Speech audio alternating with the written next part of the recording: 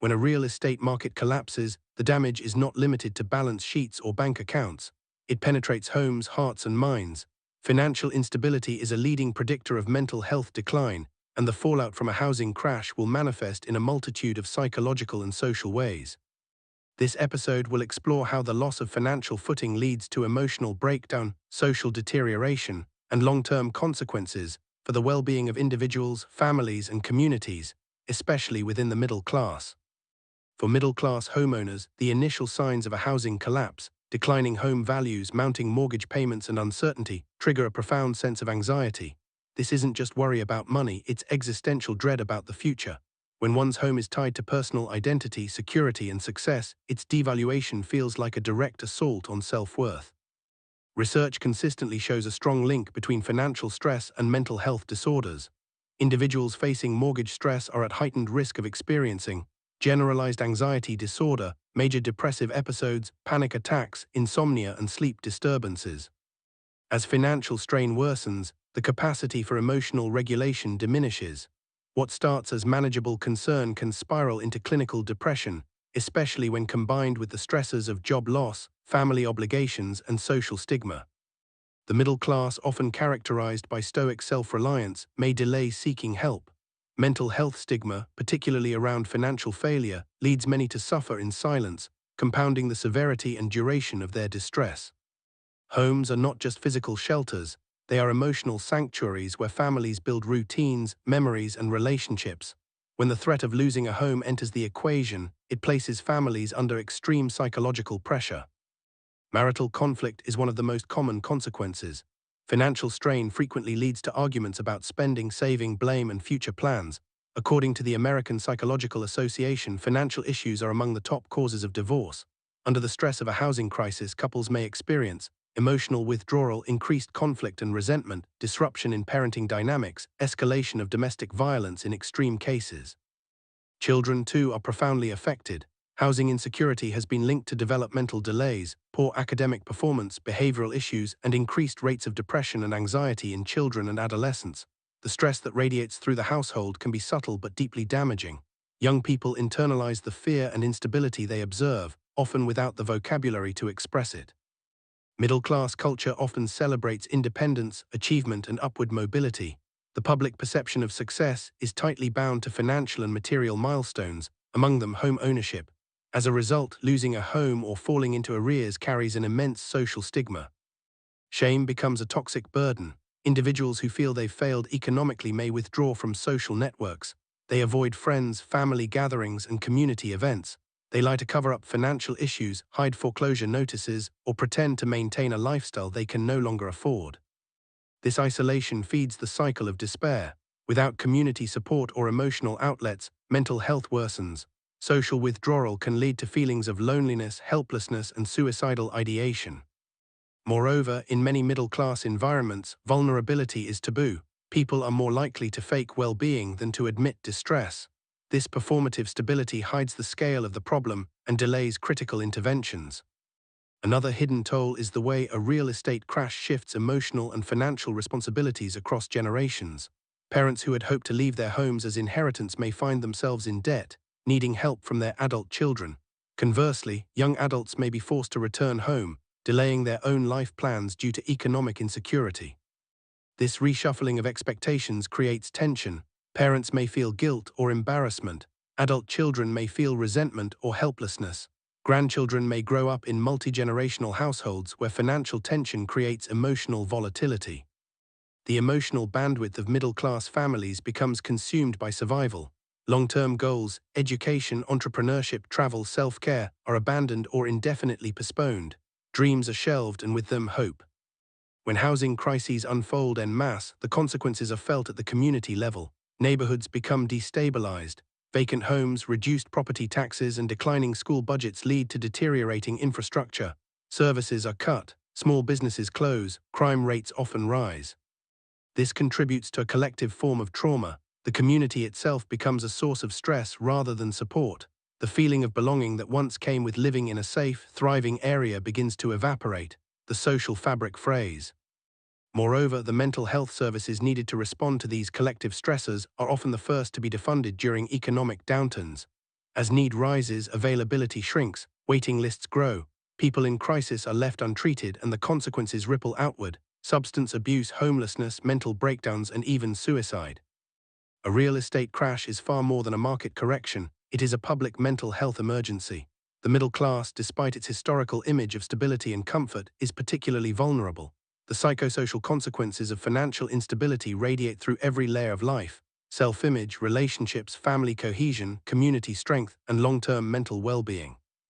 Next, we will explore the specific economic consequences of the mental health fallout, from lost productivity to increased public health costs, and why early intervention is not just compassionate but economically prudent. Mental health is not merely a personal matter. When large segments of the population experience emotional distress, the consequences reverberate throughout the economy. The aftermath of a real estate crash, particularly for the middle class, is not only measured in foreclosures and financial losses, but also in lost productivity, increased healthcare costs, rising absenteeism, and the long-term drag on innovation and growth. In this part of the video, we will examine how the mental health crisis sparked by a housing collapse transforms into an economic crisis, compounding the original disaster and threatening systemic stability. One of the most immediate consequences of widespread psychological distress is reduced workplace productivity. Anxiety, depression, and chronic stress impair cognitive function, decision-making ability, and interpersonal skills, all of which are essential for effective performance. In middle-class professions, whether in education, healthcare, technology, finance, or administration, these deficits can have profound ripple effects. The impacts include presenteeism. Employees show up physically but underperform mentally. They may struggle to concentrate, procrastinate, or make uncharacteristic mistakes. Absenteeism. Rising mental health issues lead to increased sick days, both for clinical reasons and because individuals can no longer face the pressures of their jobs. Turnover. Overwhelmed by stress, some individuals resign entirely or take early retirement. This leads to recruitment costs, training burdens, and institutional knowledge loss. The economic cost is staggering. According to the World Health Organization, depression and anxiety cost the global economy over $1 trillion each year in lost productivity. In the wake of a housing crash, this figure could climb significantly higher. Mental health care is resource-intensive. Even in countries with universal health care, the surge in demand following a housing collapse could overwhelm public systems. In countries with privatized or insurance-based systems, the situation may be worse, as many middle-class individuals lose employer-sponsored insurance when they lose their jobs or are forced into part-time work. This leads to longer wait times for therapy, psychiatric assessments, and support services. Increased reliance on emergency rooms for mental health crises. Overmedication in place of counseling due to resource constraints. Neglected physical health, as emotional stress leads to hypertension, heart problems, obesity, and weakened immune systems. These factors increase both direct and indirect health care costs. They also reduce overall societal well-being and life expectancy, particularly in communities hardest hit by housing loss. Although the middle class is often seen as outside the social safety net, a housing crash can push them into dependence on welfare systems. As foreclosures mount and savings dwindle, many will apply for unemployment benefits, housing assistance, food support programs, debt relief, or bankruptcy protections. This sharp increase in demand stretches already thin government budgets. Without significant policy intervention and structural reform, local and national governments may find themselves unable to cope, leading to cuts, austerity, or debt accumulation. This creates a feedback loop, where weakened public services further exacerbate public distress. Moreover, public spending must also account for secondary consequences of mental health decline, such as policing and incarceration related to substance abuse or domestic disturbances, court systems overwhelmed by evictions and bankruptcies, increased foster care or social work involvement in families in crisis.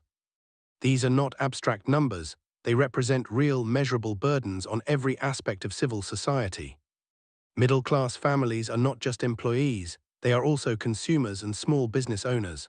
A housing crash dramatically reduces disposable income, leading to cutbacks in spending on dining and entertainment, travel and leisure, clothing, technology, and lifestyle goods, childcare, tutoring, and extracurricular activities.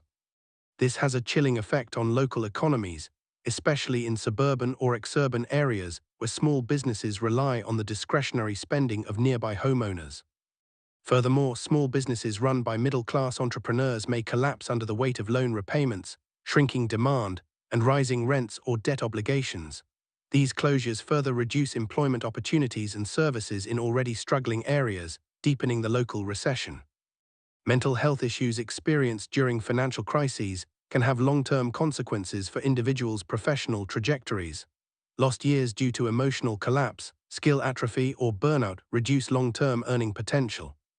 This is particularly damaging for young professionals in the early stages of their careers, parents unable to support children's educational or extracurricular development, workers over 50 who may not re-enter the workforce after emotional burnout or job loss. The decline in human capital affects innovation, leadership, mentorship, and economic mobility. It also increases long-term dependency on social programs and reduces retirement savings, placing further burdens on future generations. One of the most pernicious outcomes of a real estate collapse is the acceleration of inequality. As the middle class loses homes, jobs, and security, their place in the economic hierarchy becomes increasingly unstable. Meanwhile, wealthy investors and institutional landlords often use downturns to acquire property at reduced prices, consolidating wealth and power. This bifurcation leads to permanent downward mobility for families unable to recover, generational inequality, as children of distressed families start adult life from disadvantaged positions, social unrest, as the gap between lived experiences grows intolerable.